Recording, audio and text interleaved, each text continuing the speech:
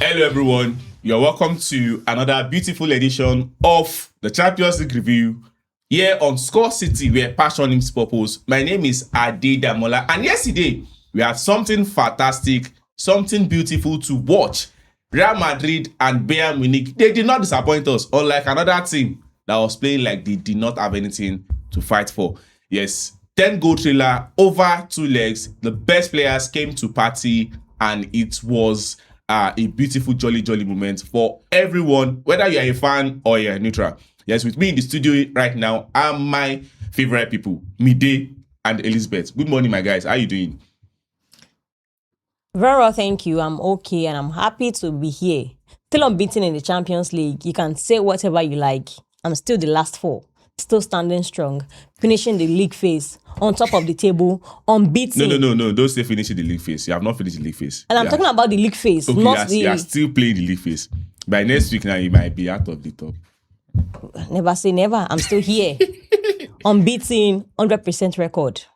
Let's talk football, man. Well, to the man that is still beside the Champions League, I will turn to you till the Champions League season is over. How does it feel like having your London neighbors in the Champions League semi-final and you are nowhere to be found?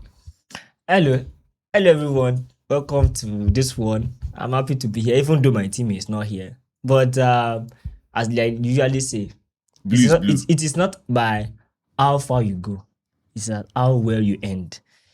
I hope this one are saying they are in the last four now. Fine, yes, it's a very good one. And for a team that is in the Champions League for over for years, I think making your first back-to-back appearance in the semi-final of the Champions League after 120 years, she'll say, but I will not get into that right now.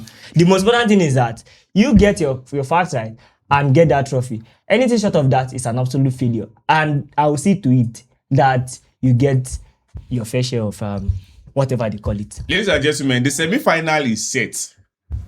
We have Arsenal, Atletico Madrid, Bayern Munich, and PSG. Are these the best 4 teams in the Champions League this year? Let me start from there. Mide? Well, if they are not the best, they won't be where they are. They actually beat teams in front of them to get to where they are. And credit to all 4 teams.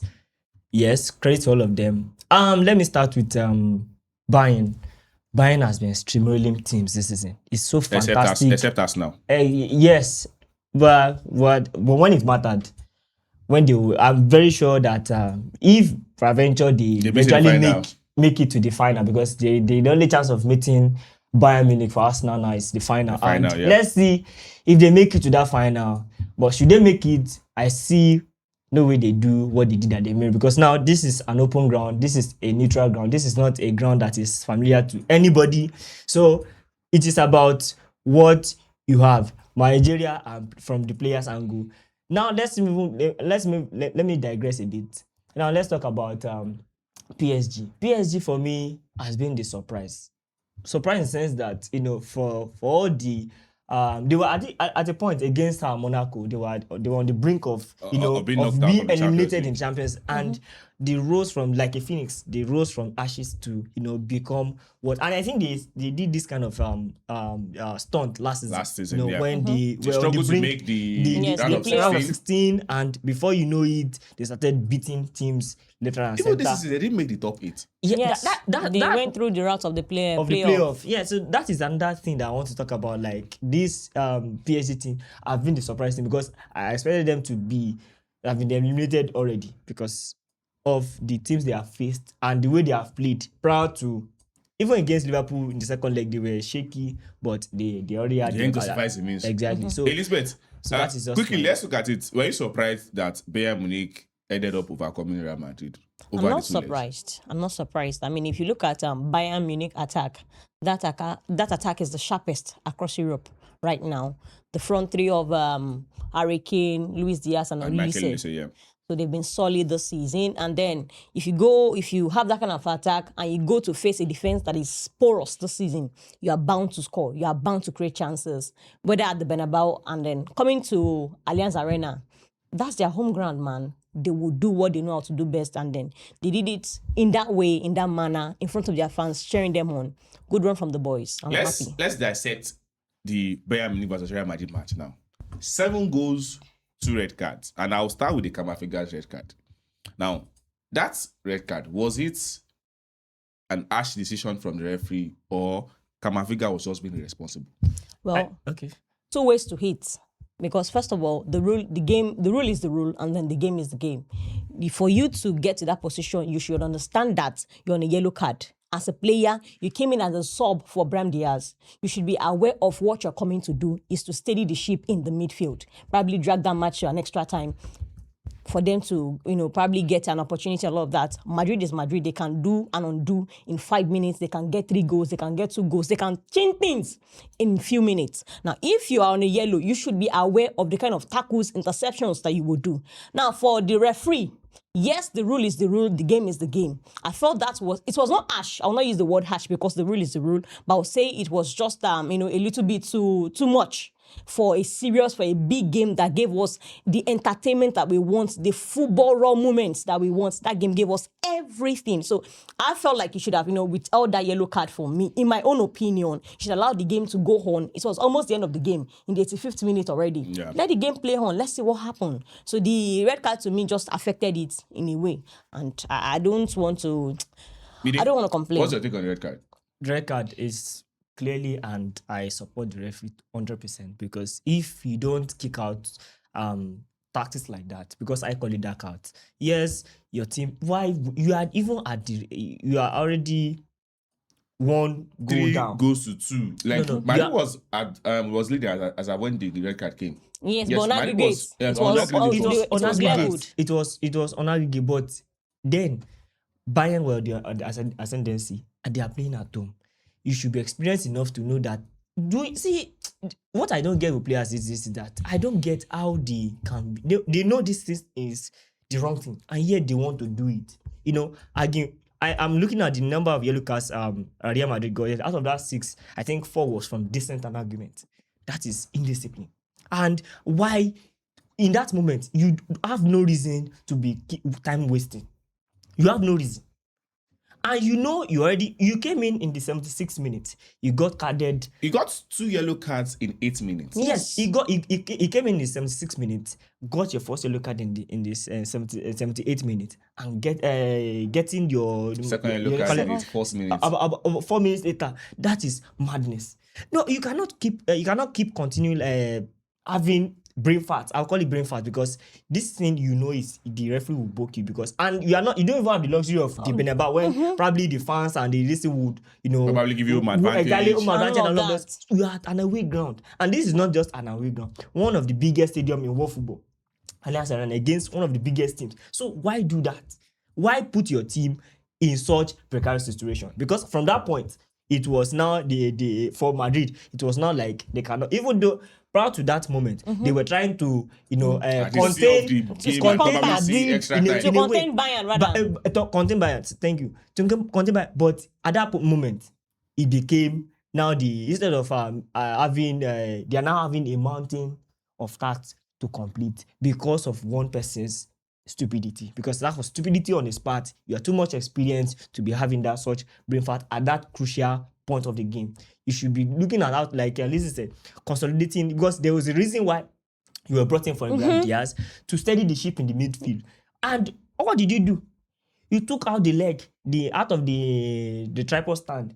You took out one leg, and you expect the midfield to stand on of 2. It's not possible. It will collapse. And it was evident that Bayern are a team that will punish you. Even if 11-11, they still punish you. Now talk more of they are now going one man down against them, especially from a player that is in the middle of the park. Pavlovich was having a great game yesterday, and it was so fantastic. I love that player because the energy, the grilling he had. He got the equalizing goal. Yes. The first goal, the way the guy moves and everything, he controlled that middle yesterday. It was so brilliant to watch. And for me, majority of that half, aside from individual brilliance from Adagula, 2 beautiful goals from him. No, aside from that brilliance, I think this guy more or less streamrolled that middle. If there was nothing Madrid was doing, especially in that first half, Madrid were nowhere to be found. They had their moments and they took it, and they should have done something about working out about that. Their defense, that their defense is actually a big worry, big worry, because if it continue like this, it's not looking good. Okay, Elizabeth, quickly, let's look at this. Adagula scored 2 goals 2 beautiful goals yesterday.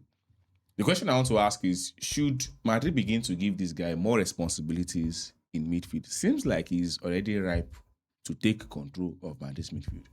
Yes, but it depends on the coach. Under Xabi Alonso, he had a lot of moments. He played a lot of games and then he contributed massively in that midfield for Bayern. But here's a new coach, which I don't think, with the way he has been playing since and not giving him a lot of minutes, I don't think he fancy his style of play. Now, has he not been giving minutes? He has been giving minutes. I No. just look, going forward with what he has done so far. Should they begin to trust him more responsibilities to him? They should, because I think he got the fastest goal for Madrid. 35 seconds. Yes, in history, in the for 36 seconds, and then a beautiful free kick, well played, powerful shots. They asked this goalkeeper, this Manchester goalkeeper yesterday, the quality of that free kick, and they mentioned something. He said the quality of that shot, the power in that shot. Manuel tried to get the ball, but that shot was too powerful for him to even reach. It was well calculated, well played, and then kudos to him for that. He should be given minutes. However, the formation that was played yesterday gave him opportunity to be able to go more attacking wise. They played 4-4-2, so he more or less played from the wing and then driving into those half spaces. So give him more opportunity. He did well. He did excellent for Madrid yesterday. He should be given more minutes going forward. Now they don't have much competition to play in. They're out of the Copa del Rey, out of the Champions League. Now this is La Liga. I want to see how they are going to compete with Barcelona for it till the very end. They don't have anything, any distraction. Both sides, both Barcelona and the Real Madrid. I think he should be given more minutes. Mide, Adagula for you, is he growing into becoming a world-class talent as a football player? Adagula has been a talented player, no doubt, from his days from Fenerbahce. But one thing about Adagula for me is that is the way he's being used. I don't think it's being used optimally. And with Xabi Alonso preferring to play him more advanced in attacking positions, where I think he's not that very, very impactful. Though he has impact, but not as impactful as he was yesterday. Where do you think his best position is? I think he's best as an advanced number 8 in that sense. In advanced number 8 is that link between defensive third and linking the attack. He's not the player you want in those attacking areas. But I like him. He can score goals and can get the assist. Yes, see, one thing about him is that he's so good at arriving late into the box to score goals. You could see that his first goal yesterday he pounced on that mistake from Neuer and he reacted. If you look at the position where his average position yesterday was around that advanced 8, and that is where he flourishes the most. Even for Turkey national team, for Fenerbahce back then, he was not used in advanced areas because of he doesn't have that explosiveness to play in that position. But when it comes to good IQ, and then the ability to control things, he knows how to, and he has very good ball control in tight areas. So that is one thing that will make him better. Because when you want to transition, and usually for a Madrid side that wants to play transition football where you want to take the ball quickly from back to front, you need somebody that is very good in tight spaces, that can actually carry ball successfully. And if you check the number of progressive runs that he made yesterday, I think it was one of the highest for Real Madrid. So this guy, ultimately, the way it has been used so far has not been optimal. But if the new coach, or should Abela continue, I think they should work on how to bring him a bit back into that middle. And I think the problem with them is that they are trying to shoehorn Jude Bellingham, Camavinga, Tchouaméni, and so when you have those, Federico Valverde somewhere there.